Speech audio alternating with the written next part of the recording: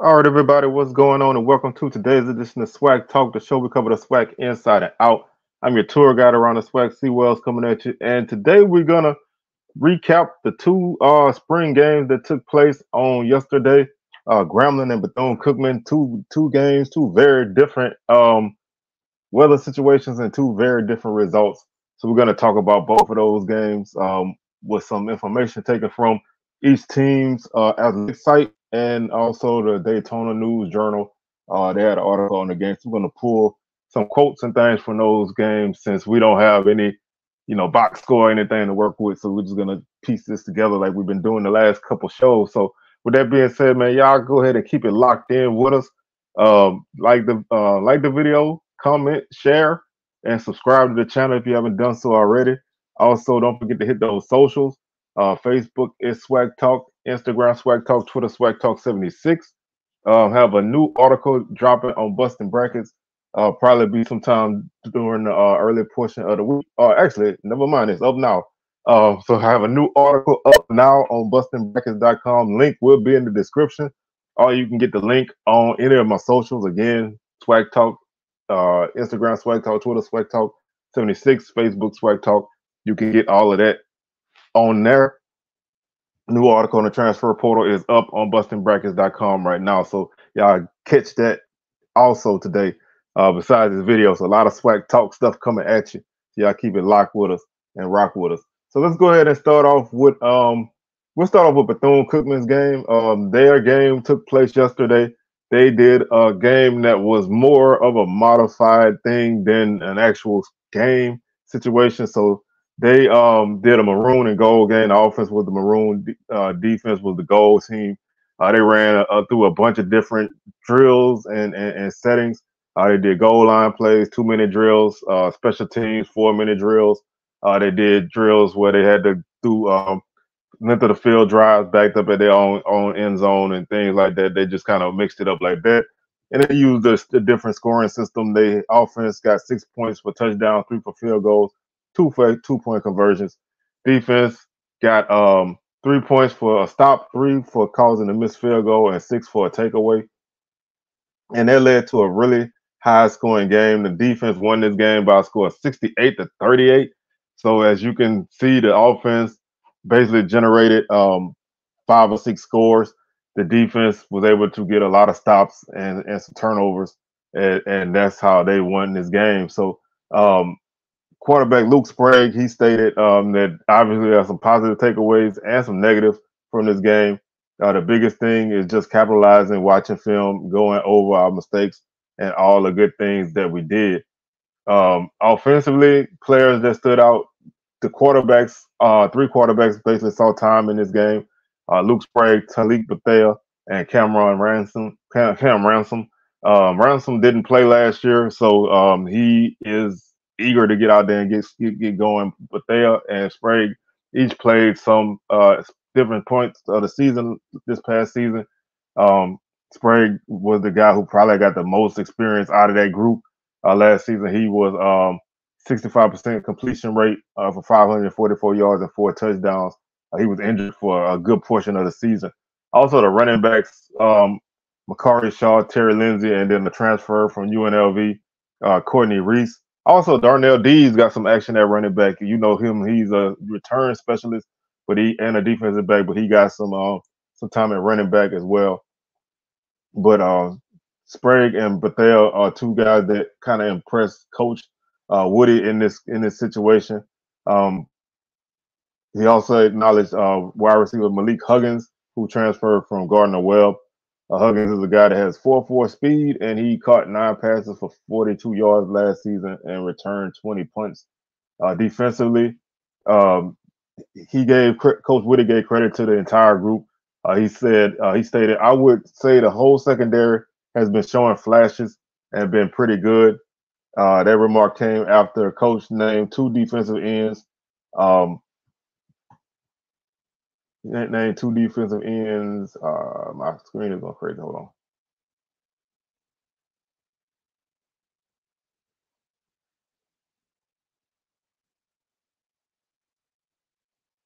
Okay. Okay, they named 2 defensive ends, Oren Patu and Dallas Corbett. Those are two defensive ends that stood out to Coach Woody. They both are transfers. Patu played at Arizona, and Corbett played at UCF. He said when they're coming off the edge, then it makes the secondary better when you get a pass rush. So those are a couple of things from the newspaper. Also, Coach Woody spoke at length on the game, so we'll pull out a couple quotes that he stated. This is from the Bethune-Cookman athletics site.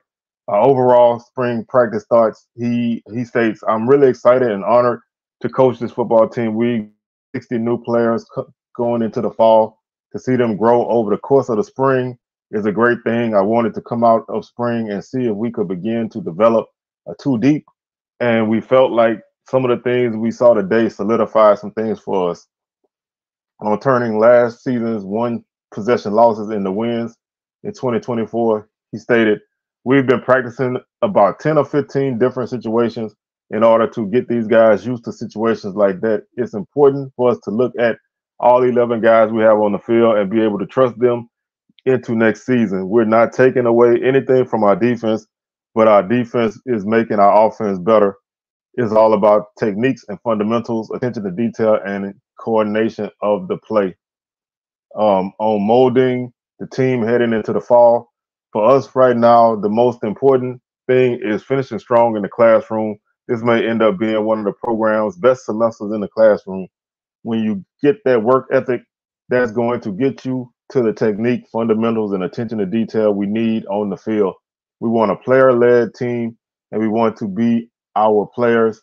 We want it to be our players who are encouraging our guys to get an extra rep in the weight room, extra reps on the field, and to work together. It's not going to be long before we're back on the field. We've got to make a big jump. Also, he spoke on the parity of the SWAC.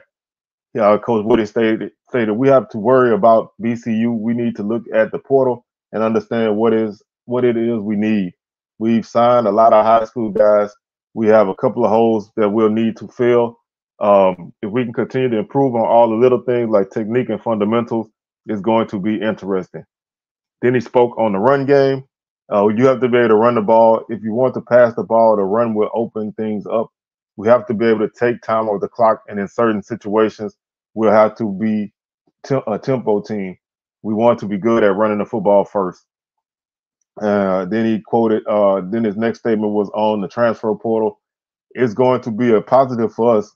We do a thorough investigation of everyone. Some guys that may pass the eye test may not be a good fit for us, especially when we find all the baggage that comes along with certain players. We want to get guys that want to be here and can help our culture. We're not going to deviate from that. We need the right fit. We don't want to get too many guys from the portal. We want to build it the right way, starting with high school guys and filling in holes through the portal." And then his final statement was on team competition heading into the fall. "We just have to keep guys healthy. Overall, our guys have been competitively working hard and pushing each other. If we are able to have depth and push each other, our level of expectations is going to be very high. Last year we lacked a bit of that at competition that may be forced some of our guys to remain stagnant, but with guys looking over the shoulder, we have more players not just coming to work but going to work." So basically, if you what you can take from his statements is they're really trying to build on the little things on their team. Staying attention to detail, being focused on your fundamentals.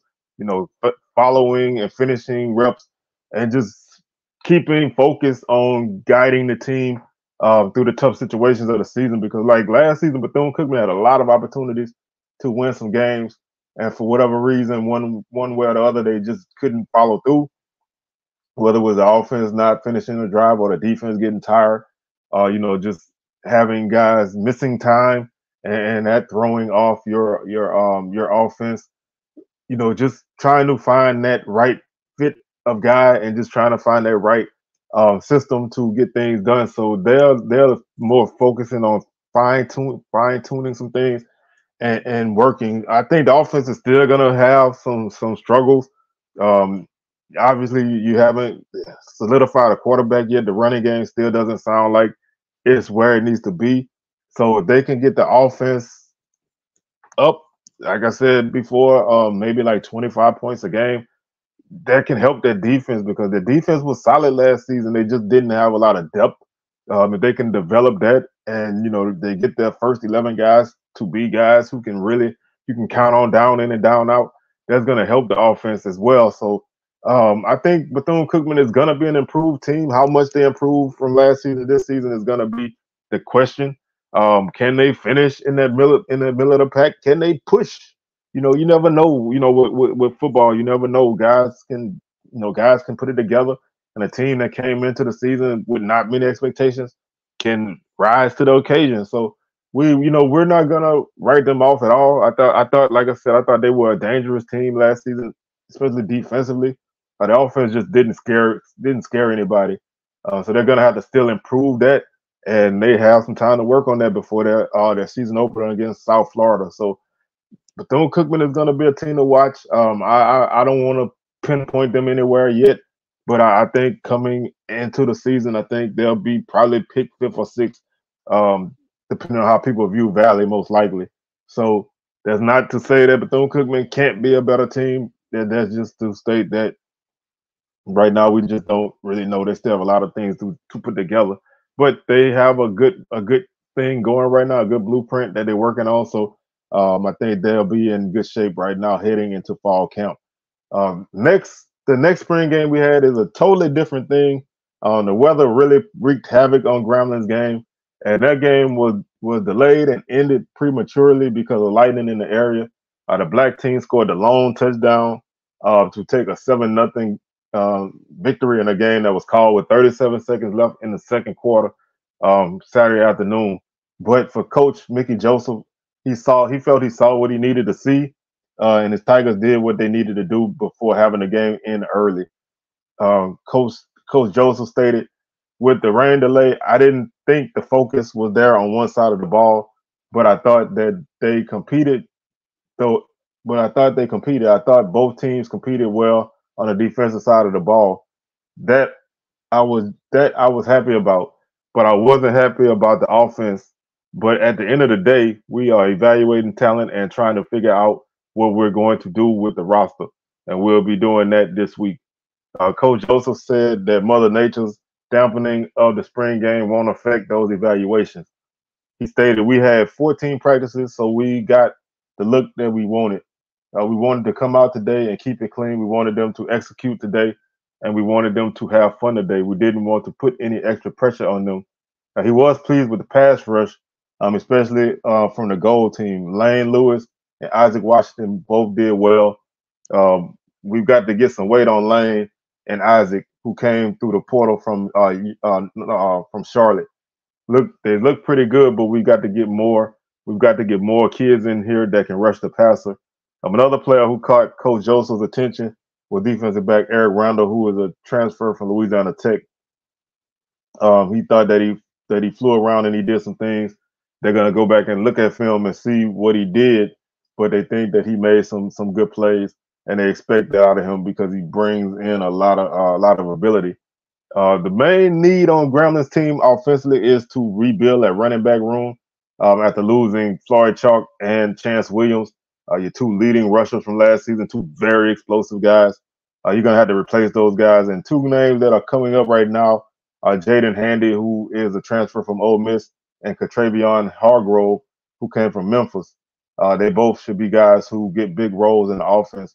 Handy scored the lone touchdown on a 16-yard run with 49 seconds left in the first half. They're both A-gap runners, said Coach Joseph. I had to tell Handy, just trust what you see, trust your eyes, and when you see it, hit it. And Hargrove, they call him Bull. They said, Bull is Bull. He's going to be a good back for us. I kind of limited him today, had him on a pitch count because because I've seen enough. My job now is to get them better through the summer. Quarterback is an interesting thing to me from this article. Miles Crawley and Julian Calvez appear to still be in a battle. Calvez started a good portion of the 22 season. Crawley started basically the whole 23 season. With new coaches, things are now open. They feel like Coach Joseph basically feels like this is a battle that's gonna be finished by the start of the season. He doesn't feel like anybody came out ahead. That's a little interesting to me. Um, because you had a guy who started the whole season, and now a new coaching staff. I don't know if they're just trying to light a fire under Crawley, or if they truly feel like this job is, if this job is truly open. That's what we on the outside don't know, but that's still kind of interesting to see that you're saying a guy who had a tremendous season really. Um, is battling for a job for against a guy who didn't really play much last season, and then the year before when he played, he didn't really have the most consistent season. So I kind of want to see how this turns out. I don't know if, like I said, I don't know if this is just to kind of get Crawley, to stay focused, and to make him feel like nothing's promised, or if this is truly anybody's job. I mean, it could be either one of them situations. But that's an interesting statement that Coach Joseph made. He stated he won't make a decision on the starter until the week of the Lafayette game, which is the season opener, because I think we need to continue to feed them the system and see how much we can trust them. You've got to be able to trust your quarterback. You've got to make good decisions and take care of the football. If you don't do that, then I can't play you. So from inferring from what he's saying, it almost sounds like maybe turnovers are an issue, or guys aren't picking up the system um, as rapidly as they would like. But they've only had 15 practices, so with a change in the system, you're gonna have some guys, maybe not taking the step that you want them to take. But that's just an interesting statement to me. I still think when the season starts in August that Miles Crawley will be the quarterback. I don't think you take that. I don't think you take lightly a guy who was a 60% passer on the season, threw for over 2,300 yards and 16 touchdowns. I don't think I don't think you drop that for a guy who, for all intents and purposes, doesn't really have a lot of numbers. I mean, and doesn't really have a lot of starts under his belt. So I think Crawley will be the guy coming out of the fall and heading into the season. But I think they're just trying to light a fire under him and keep him focused. So like I said, two very different games. Gramblin's game was shortened by weather and only had one touchdown. Bethune-Cookman's game was a high-scoring affair because of the scoring system. Both teams, like everybody else, have a lot of questions still coming out of the spring, and that's going to make things really interesting going in the fall. It's going to make things really interesting in how people start to put together their order of finish and everything. So I'm going to probably drop my first way too early order of finish within the next couple of weeks. I'm gonna wait till after the final spring game, which is Saturday, Pine Bluff, and then I'll probably drop my first way too early uh, season prediction. So y'all keep it locked here with us, and we will be back this week for another edition of Swag Talk. So y'all keep it locked in, and we'll catch y'all on the rebound. Peace.